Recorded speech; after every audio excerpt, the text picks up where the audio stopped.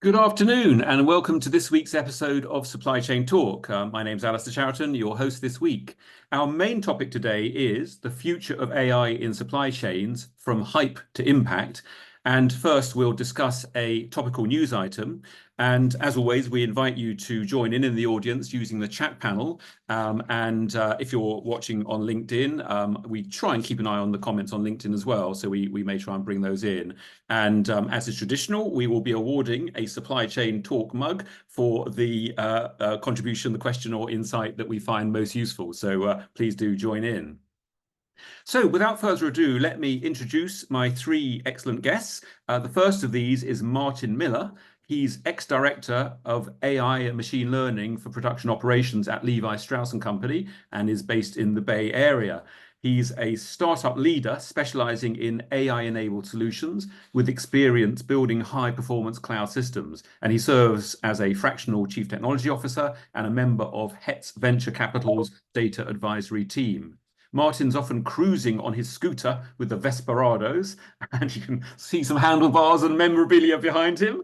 When he's not doing that, he's also honing his skills in mental and physical martial arts. He has a black belt in Kaju Genbo, a fusion of multiple martial arts. And he says that he brings the same strategic discipline to both sparring and scaling AI solutions. So welcome, Martin. Great to have you with us.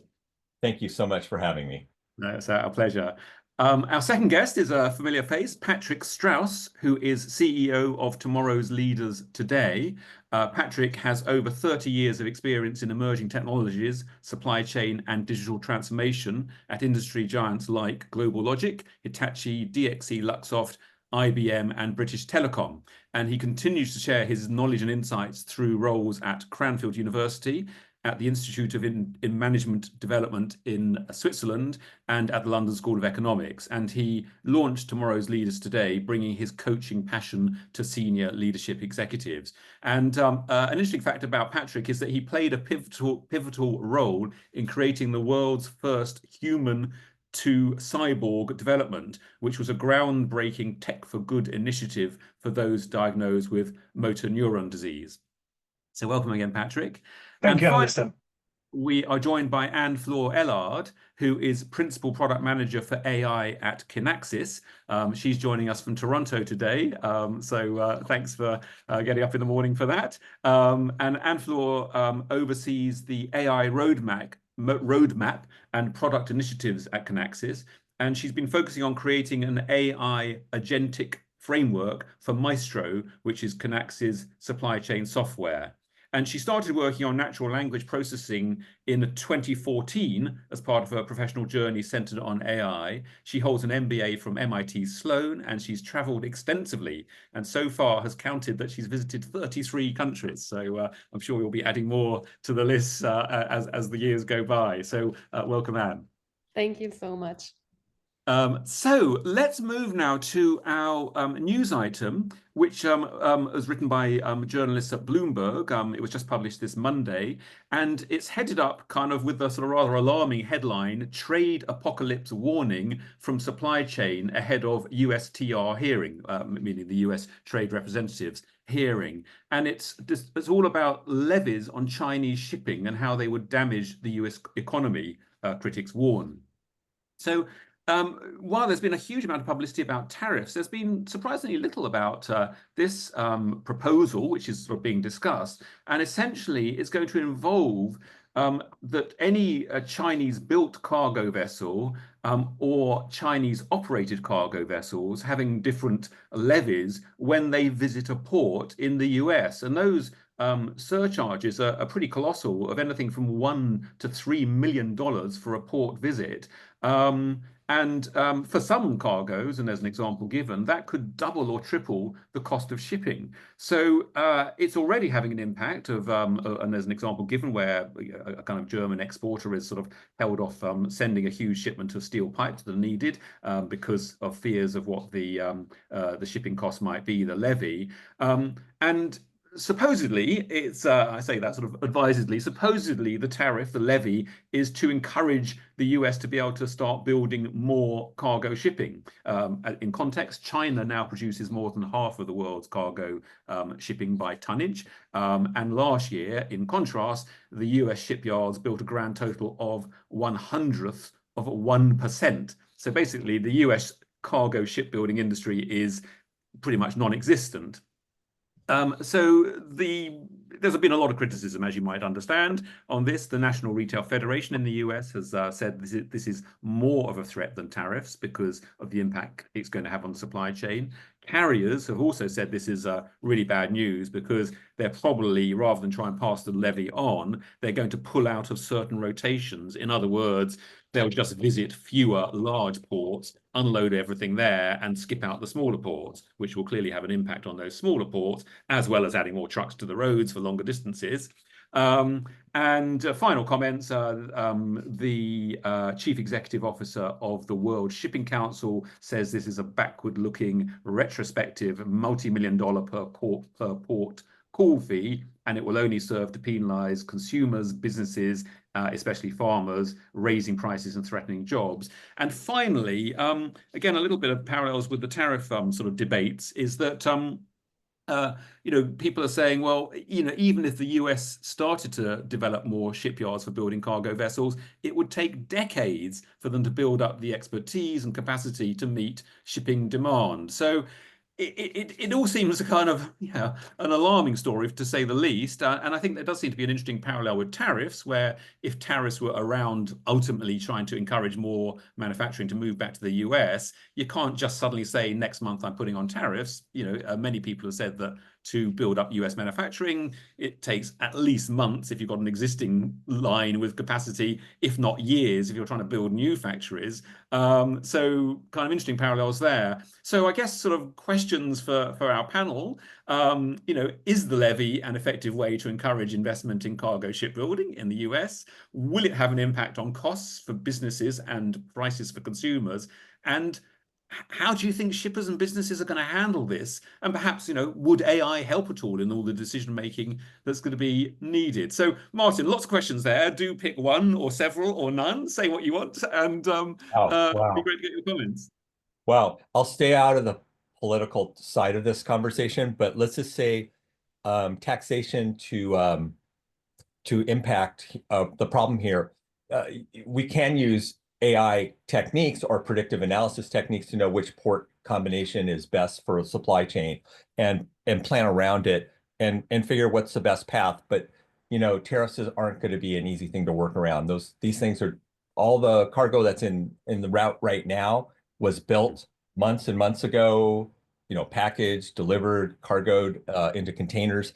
That is part of the logistics supply chain travel route, and that has to be planned well in advance. So just-in-time delivery from, let's say, a seaport in name a country to land here at a port that's not desirable, that's a tough one. AI doesn't solve that problem up front, and AI will not correct that problem. It's going to be a devastating impact to us in the US and internationally. So there we go. I kind of skirted the line about the tariff, but if I want to pick on clothing, made to order clothing or ecologically sourced supply chain, we do have some good US based clothing vendors. In fact, I'm supporting a shirt from a company called Gustin. It's build to order, almost crowdsourced here in the US. Compared to the company that's next to my past, that stuff's built elsewhere. There's a huge advantage to this kind of company to do well through this problem, but still some of their materials may be sourced from other countries, like high quality denim from Japan or high quality cottons from Egypt, etc. Yeah. Okay. No, thank you, Martin. That's an interesting perspective. And again, it's always so interesting when you get the examples that even if you're making clothing in the US, where's all the materials come from? Patrick, what are your thoughts on this levy? It's a really interesting article, and actually the analogy that sprang to my head was a bit sort of, these levies seem to sort of create like performing an open heart surgery on global trade routes. Yeah. So creating kind of really severe sort of repercussions without guaranteeing success. And I think what I found fascinating with kind of the whole, and like Martin, I'm staying out of the sort of political sphere as Yeah. much as I can here. What I find fascinating is I sort of understand the reason of rekindling and kind of energizing the shipbuilding industry in the US. I kind of get that, and kind of the ethos around. But as you quite rightly said in the preamble, Alistair, it will take decades to kind of even get to probably today's levels. So it can't be done overnight. But also, the US is heavily reliant on parts such as steel from outside because they don't have the means to do all the steel manufacturing themselves right now. So enforcing the levies and the tariffs kind of creates that sort of double or triple whammy. And who's kind of suffering from it? It's actually the people on the ground who are meant to kind of rekindle and re-energize the shipbuilding industries as well. And I think the other bit that is very, very important here, China wasn't kind of leading. It's only kind of more over the last few years. Yes. Question really is who's dropped the ball here and why? Yeah. Because if people have let China kind of become such a dominant force in the shipbuilding industry, why has nobody else kind of created a much tougher stance on this before? Why do these kind of tariff conversations, levy conversations happen? And just finally to end this off, sort of AI, and I sort of kind of agree a little with Martin. So AI in the immediate can't really change any of what is being proposed, but I think AI could potentially be an enabler to model maybe some of those cost impacts and ripples, Yes. to maybe look at maybe rerouting supply chains, stimulating price scenarios, just come up with some smarter sort of sourcing strategies. And I think, kind of just leaving with an analogy a little bit, sort of, we are in turbulent times, and AI could become a little bit the tool or compass to navigate us through those sort of kind of supply chain disruptions. Okay, no, thank you, Patrick. I must say it's interesting. I think the thought, ironically, if the US wanted to build up its shipbuilding, initially it would be paying for some steel to be imported with Yeah, tariffs added on Chinese vessels because there aren't any others almost, and paying a levy on that. So it's not yeah. exactly going to make it more competitive to make competitively priced cargo ships. But anyway, Anne, Flor, what are your thoughts on this issue of levies and whether AI can have a role in helping navigate around them? Yeah, no, I really agree with what Martin and Patrick have mentioned. First thing is that there's a lag to adapt, even for AI. So to Martin's point, we're not gonna be able to adapt like very fast. There will be an impact, and during that time, people will think about different routes, different ways. Even AI will need to AI is trained also on past history and forward looking. So there's a mix as well, right? And there's certain things we've never known so far for the past decades that, AI may not always figure out right off the bat. So I do agree that we're going to see an impact, and then solutions will come a bit after. And I totally agree as well with the fact that those choices where, the door was open for China to take this dominance stems from choices probably in the 1970s or 1980s. And then China started to pick that up in the 1990s. So there's also a time for any country to build the capacity to have the ships and to take ownership of the routes and to develop those routes and to develop the logistics that goes with it. So for any, besides the Chinese vessels or other vessels finding other routes and the companies adapting through the hardship, for any country to build or rebuild such an industry, it's going to take quite a long time. Absolutely, so it's not necessarily that it's going to be like built in the next year and then we're going to have a swap. So those things are very profound in terms of the impact, and unfortunately many times in the history we've seen more total negative impact for any players engaged willingly or not. than positive. And when it comes to AI, so what we're seeing is, so we're predicting, you know, the routes and the arrival times, and there's a lot of optimization coming based on that. Well, we might see also some suboptimal routes then that are going to be developed where, you know, the objectives will be then to avoid those levies instead of finding the most efficient way to get there, which could have a ripple effect also to Martin's point on supply chains that are right now working on being green. So, you know, this is also some consequences where AI models might have to change their objectives to different ones. Yeah, and and so yeah, AI will help. AI will help like reroute. AI will help definitely find ways to optimize and avoid penalties.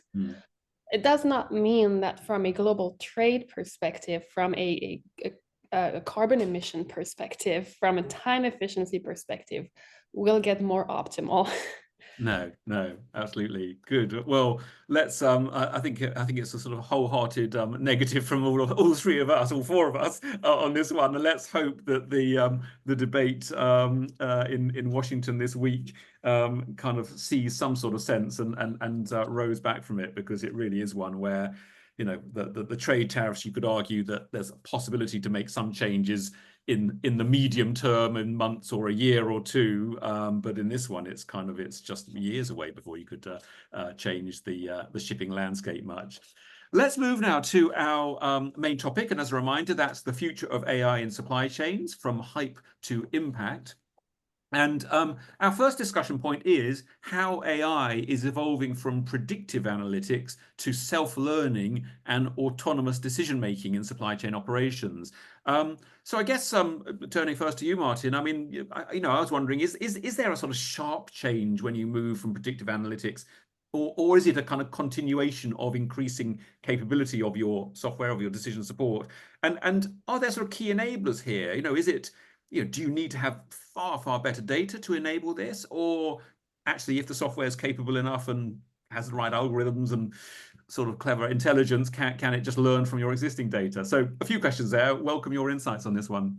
Yeah, so there's a few perspectives here. One is taking historical information that is specific to each case and is unique to each case, and grooming that to be appropriate. You can use history of stock performance through companies, through tariffs. You can do history of routing through, you know, hurricanes and rerouting, because we have that already, you know, on our eastern seaboard, where we have hurricanes where ships will be rerouted north for a hurricane in Florida per se. So it isn't magic, but having all the telemetry of the data, we have weather, we have all climate impact, supply chain impact. And so some of the legacy systems aren't as reactive. So, you know, leveraging some machine learning, some generative AI combination between those will definitely help in supply chain planning and help make some decisions. You can use it to augment the expertise. What it will not replace, no matter how we develop these algorithms, will replace true subject matter expertise in the topics that need to be addressed to optimize for cost and delivery and then customer experience. That is tough. So we will need some people that know what they're doing without the computer to be able to judge, is that a great idea or not, or are we killing ourselves? And think about these large systems for ERP, you know, name a vendor with an SAP in it, et cetera. And the implementation path for those is often with static data, it's historic batch data, and making decisions off of that and keeping the data clean. Without clean data, you're only as good as the data you can play with to make predictions. Okay, that's interesting. Well, and interesting. So some of those examples of external data, you know, which can have a fantastic sort of impact on learning for forecasting and things like that, particularly. Patrick, what are your thoughts on how AI is evolving from predictive analytics? So as you know me, I've been in supply chain for quite some time now, and I have to say, well, we're still, even in 2025, I have to go back to the basics when it comes to data. And I still think a lot of supply chain organizations still think they know data. But when you actually look under the hood, that's not the case. And I think, I'm picking up exactly on what Martin just said. If you put bad data in, don't expect good data to come out of it. So that data quality becomes really paramount. And especially if you want to kind of look at analytics and want to use AI and machine learning in equal measures to drive better insights and decisions out of it. So for me, moving from predictive to autonomous is not necessarily a leap. I think for me, it's more a compound step or climb. And the analogy I can give maybe is that sort of predictive AI kind of gives us the map, but actually autonomous AI starts driving the car. And for me, in order to facilitate that shift, it needs two things to happen. The first one is richer, real-time and good accurate data. And the second one is the much more smarter orchestration layer underneath to actually really understand. And this is where I'm driving why we're doing this. What's the business challenges that we try to utilizing AI? So for me, the real unlock, though, despite the orchestration layer and the rich data, comes actually at the point, and I'm going to use a word here that is not used a lot in those kind of conversations, but needs to do more. And that's the word trust. The trust in the data, the trust in the decision making and the algorithms. And I think once AI decisions align more with the human values and the outcomes, I think this is where the adoption really starts to kick off. We're not quite there yet. I'll be truthfully honest here. I'm starting to see sort of early stages and kind of, enthusiasm building. But I think, there's still a lot of hype around us. And I think, part of my job and everybody else, I guess, here on the podcast is very much sort of kind of sifting through this fog of hype. And kind of really understand, kind of the real value that we can drive from predictive AI and especially potentially moving to autonomous AI at some point. Okay, no, thank you. And Anne, moving to you, just one other sort of perhaps additional question, which occurred when Patrick and Marta were talking, is that, we're talking about self-learning and so on. And is part of the key to that a system has got to see, oh, I decided to send the ship in this direction, or I decided to buy this amount of stock, and yet it proved to be either a good decision or a bad decision. Are the leading systems starting to do that? Because in a way, that's where the system learns and makes better and better decisions. So welcome your comments, but obviously on the other points as well. And someone who I'm sure isn't in the hype, because you're right there building real software solutions using AI. Yes, absolutely. So I think in terms of the data point, this is absolutely critical. That's not going to change. AI needs data. Yes. Although it does hallucinate even with good data these days, but it still needs data. In terms of the self-learning, we are at the dawn of a revolution because of the Gen AI technology that has really broken through. Until now, we were talking about things like, human in the loop, and how human and machines interact. But it was pretty hard to make that happen in a natural way. And what the Gen AI technologies has provided is the capacity for machines to understand natural language, human language, enabling an interaction. So it's democratizing really the access to software. Like today, provided that my data is reasonably good, I don't necessarily need to know how to code. I don't necessarily need to be super technical to start interacting with my software, as long as I know what I'm looking at. And so in terms of the self-learning, why does it matter?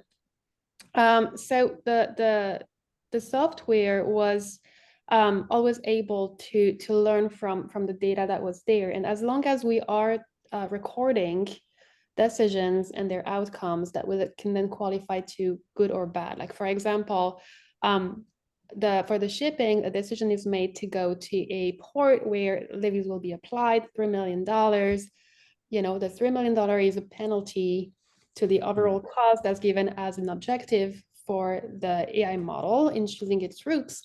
So that's going to be qualified as a bad decision. And the model will learn that, okay, so I made that decision, I got that levies, next time I'm going to choose something else. But the layer also that we're adding right now, which is pretty revolutionary, is the capacity to enable those machines to also get feedback from humans as they make those decisions or as they post analysis and learn from the choices that humans would have made.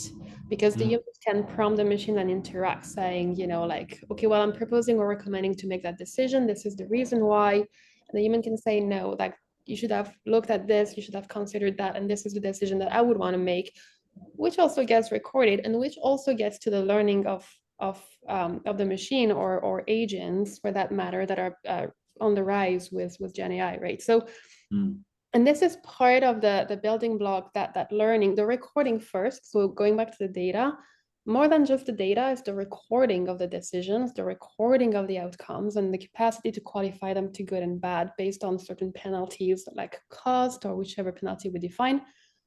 Then machines are learning from that, interacting with humans to the point that they can learn how humans would have managed things. Okay, that's really interesting then. So it's not just self-learning, it is humans teaching as well, There is a teaching giving feedback component as well. And this is really what can propel us faster towards autonomous supply chains. Yeah. Okay, that's great. Actually, before we get to the next question, the next discussion point, I think there's an interesting one about from Eshwar of how do you address the human talent available for implementing the AI initiatives, and how capital intensive. Well, let's leave the capital one, but I think it is this sort of human talent thing of kind of how we work with AI and implement it effectively. So it sounds like, Anne, you're talking about the need for the human to say, well done, you did that one well, or you didn't do that so well. Yes. Martin, how about you? Did you want to kind of pick up on the human talent one? Yeah. So let's think of AI as not artificial, but augmented intelligence. Think of AI as augmented intelligence for our purpose of the discussion here. It's not really artificial, you know. We're not at generative a general artificial intelligence phase of life here in this context, and the barrier to getting access to data using the new generative AI techniques has lowered the need for, let's say a specialized query being created by a software-enabled developer or a database enabled human in a specific technology set. So that bar can be dropped. However, the SME expert part of, is the data good? Is the output what I think it makes sense?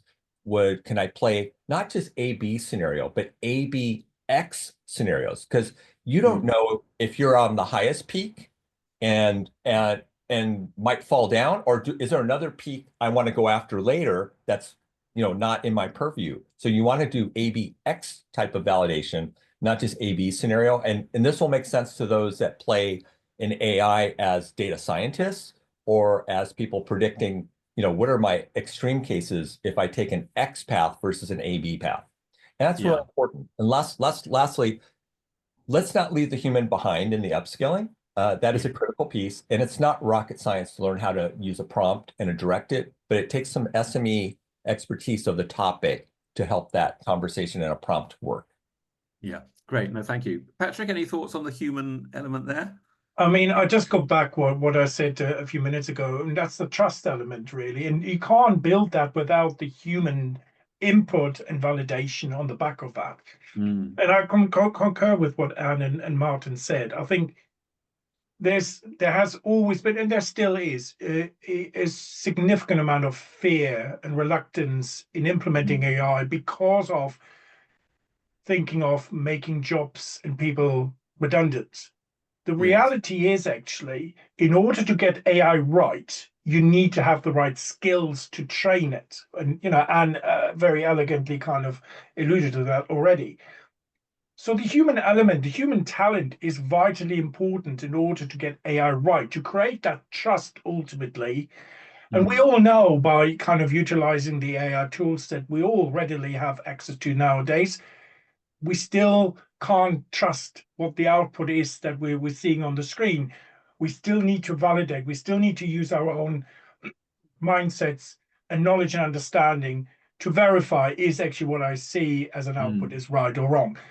So you achieve this by collaborating and involving, as Martin said, involve the human capital and the human talent in the process of building the right AI.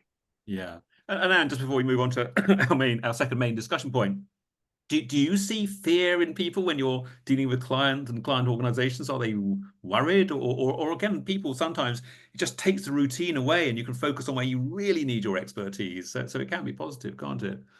Yeah, it actually depends. Overall, there is a fear, of course, of jobs being taken. And there's a bit like that destructive creation that can happen with any new big technology breakthrough. And we're watching how AI can reshape the way supply chains are managed and how can that impact the way we work with the supply chain. So there is fear in that sense. There is fear as well about although that might diminish with what we're seeing right now in terms of the democratization of the new technologies, but there was fear at least about the knowledge required to work with AI, and in terms of, well, that's not something that I'm used to. And so there were fear about that kind of change as well. But with the advances of Gen AI, we're seeing also people having incentives, and that's more at the executive level, I would say, for supply chains, but there are incentives to reduce costs. And there are certain companies who are already embracing that change, knowing that it will change their human workforce. And so it is a mix. There is a mix of excitement about, we've gotten now access to more knowledge that we ever had. And we have possibility now to accelerate the optimization of the supply chains like in ways we never could before. But there's also, like a question about, well, what does it mean for the future and what the future is going to look like? And I don't think anybody can answer really that question. I mean, there are opinions, but I don't think we really know. Absolutely. No, thank you. Let's move on to our second point. That was a really great discussion. It's sort of bringing that human element. So the second point is overcoming challenges in scaling AI solutions while ensuring seamless integration with existing supply chain systems. So I guess I was kind of wondering, is integration a major issue here? If you've got a decision engine that you've just changed your decision engine at the heart of your solution, aren't the inputs and outputs much the same? So kind of, my layman's view is, well, there's nothing to worry about. Or is this a major issue, Martin? Well, okay, so you could take all the data sources, no matter where they start and originate and come together and being used for whatever analytic purposes needed, and you could technically switch whatever decision engine you want to put to that data. What has changed is how quickly you can adapt, like I said previously, not just A/B scenarios, but try an X scenario, a Z scenario, and actually model that much quicker than you could with the traditional predictive methods that were done prior to applying a generative AI solution on top of it. So I think the future is very bright for leveraging that. And then you can qualify the data also using generative AI techniques. You can have think of multiple dedicated Gen AI type processing for data quality, data coherence, missing data, what to do in the absence of data. That's a thing. Batch data comes and streams in time, and sometimes it drops out, and you have to be able to handle that. And you can use new techniques to work around some of the issues. So I think it's a great opportunity. And this pick up on one point is before we had the automobile, people were walking, they rode horses and a horse and buggy. Think of name a country before the automobile and how people got around. And then when the automobile came, the revolution that happened for mobility. So yeah, this is parallel. I don't think we should fight the change, but we need to work on the safety standards for the roads, the safety standards for infrastructure. It's much the same. And remember, in the end of this, AI can be used for good and things that aren't good. So control what you can, and you aren't necessarily going to regulate AI. Yeah. Okay. Thank you, Martin. Yep. Patrick, what are your thoughts on scaling AI solutions? What do you think are the major challenges that that need to be overcome to really scale AI in supply chain particularly? I was listening to Martin, and I wasn't quite sure if he said it was easy to scale AI. Certainly, the future is bright, and I agree with him on that point. Let's really understand what AI is. In the context of, let's say, an automobile engine.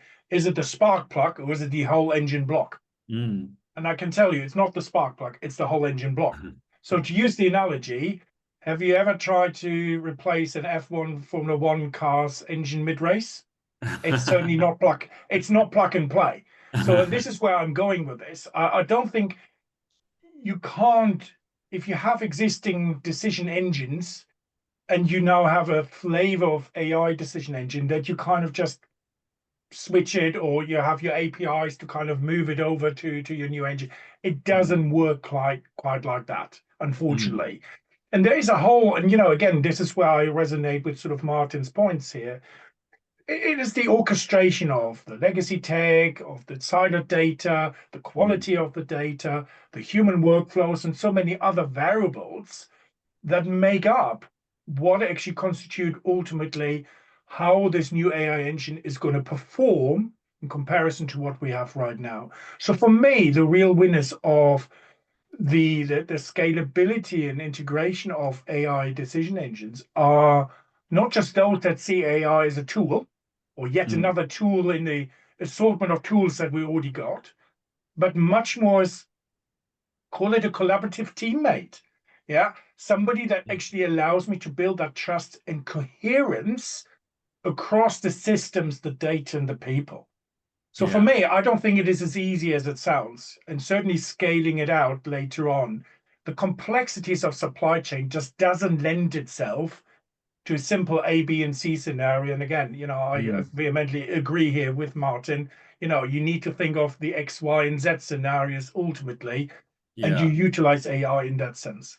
Okay. Well, turning to you, Anne, I mean, your role almost is scaling AI in supply chain. So I guess you're seeing a positive picture. Otherwise, you won't have great prospects. So what are you seeing as the big enablers to scaling and the big challenges to overcome? Yeah, I mean, the big enablers is the ROI. AI at scale is really where we see the big impact. So I think there's really an appetite that I'm seeing scaling AI. Now, to Patrick and Martin's point, it's not easy. The thing is, the first thing I'd like to also emphasize, but I think Martin and Patrick also spoke about it, is that in fact the math of AI is a pretty small problem and it's not hard to scale at all. What's hard to scale is the operations around it.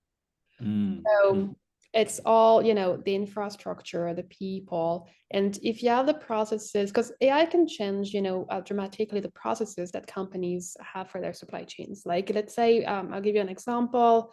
We're working with customers. We want to accelerate, for example, their demand planning with AI. They have today a monthly process where they have a bunch of meetings going through. With AI, we can do that weekly. Like, we can forecast fast enough at scale that everything would be weekly. Does it mean the company's process is able to adapt to do everything weekly? What does it mean fundamentally, for the business of doing this weekly? So that's going to be, for example, an operational challenge, or one of the operational challenges that, we end up having to consider scaling AI. There's also, of course, but that's not the biggest challenge, but compute intensive processes that can also have a cost, right? So we need to be also mindful about what we use AI for, that it does have to have an ROI high enough that it will justify the compute intensive cost. And there is a race today, for that kind of like consumption from all big cloud providers. So there's a push for this in the industry, but it is something that, for any company would want to be mindful of. And lastly, AI is very new. And, we're working, for example, on agents as a new Gen AI technology. We don't necessarily know all the behaviors of those agents, right? If you think about GPT, like what at scale can we see, right? Like, introducing same kind of technology in the supply chain, what are we going to see at scale? Like, we don't know yet. So there's also some risks, that we need to take into account as a challenge to scaling AI.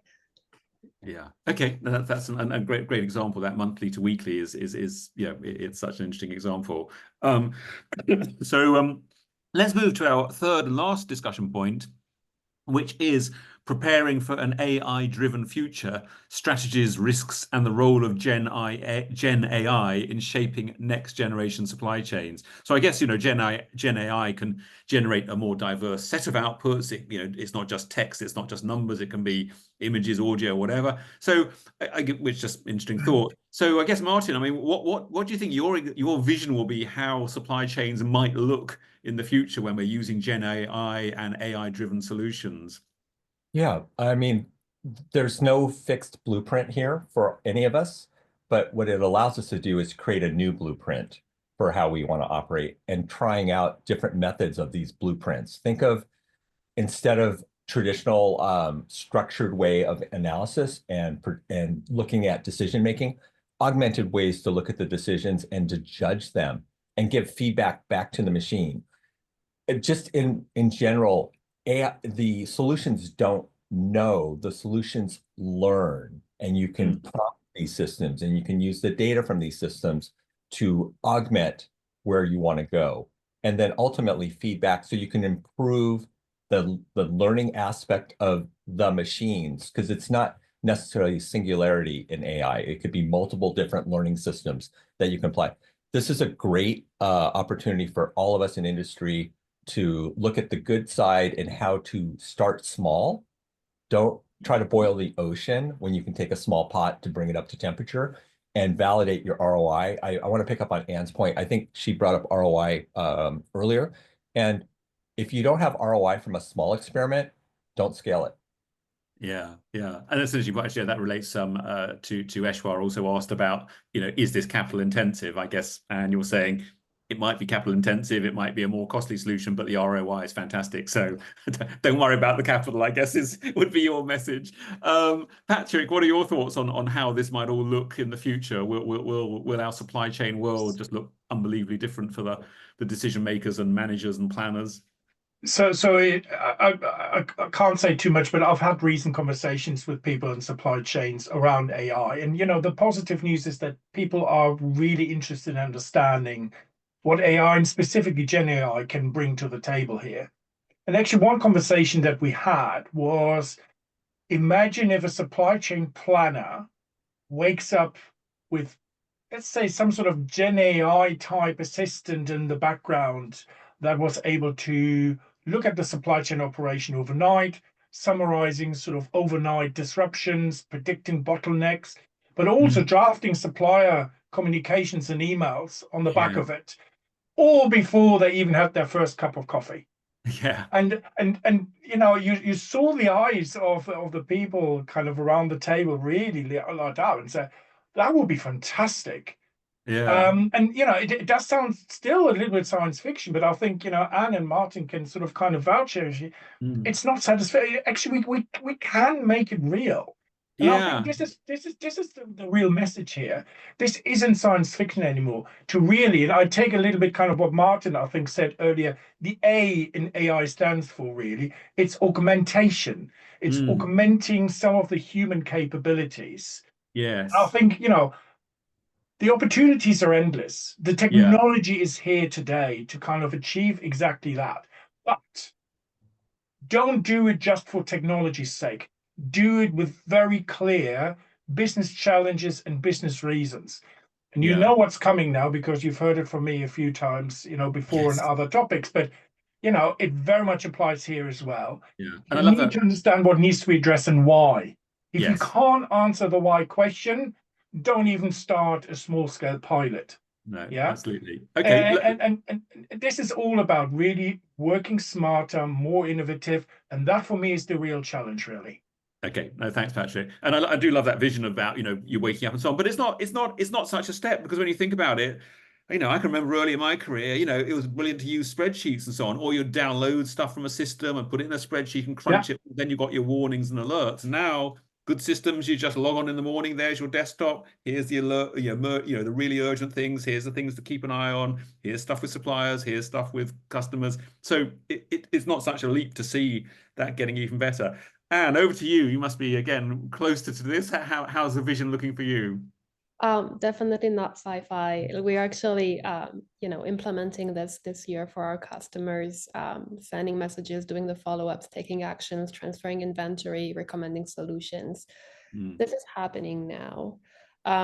Now, to Patrick's point, I would also reinforce, make sure you have a use case that makes sense for your business, and that you do have the ROI, mind the capital intensive aspect of AI at times, it needs to have an ROI to justify it.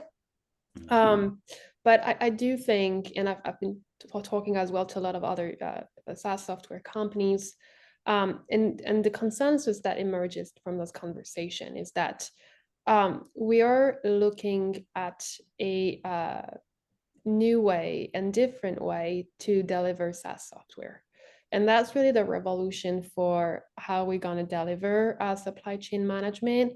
If you can imagine that, there's a process today to accomplish certain things for your software, and now you have an agent, to Patrick's point, that doesn't need to go through all the steps that a human does, that has access more directly to data, that has, capacity to compute at a scale that is unprecedented, that has capacity to take into account context provided by humans. But you still need to do the process the way you were doing it yesterday. The reality is that you don't. And do we still need to deliver the software with the same kind of filters and clicks and elements that we know today? Reality is no, we don't.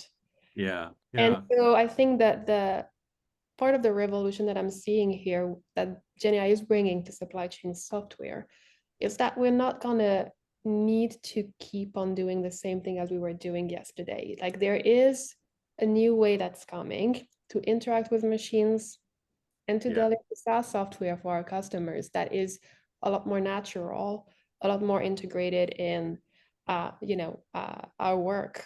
And so, that's okay. There's again some great examples of how things may change, and it's a great reminder. It's not just around, oh, you got better software. It's you got to be thinking the whole way you work as an organization, the human talent, the skills needed.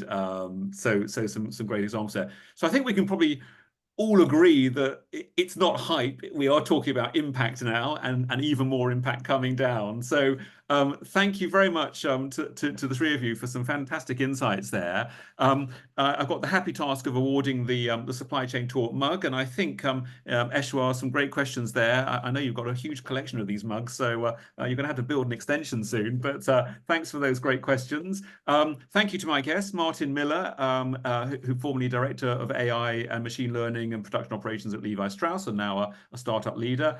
Patrick Strauss, CEO of Tomorrow's Leaders Today. And finally, Anne-Fleur Ellard, Principal Product Manager for AI at Kinaxis. So thank you, all three of you. Thank you to our audience. And our next episode is in 2 weeks' time, on 9th of April at 4 p.m. UK time, same time as now. And the subject then is going to be strengthening supplier relationships and navigating supply chain risks. So we'll probably have more to say about tariffs and shipping levies then. So thank you again, all of you. And I hope you'll join us next time in 2 weeks. Goodbye. Thank you. Bye-bye. Bye-bye.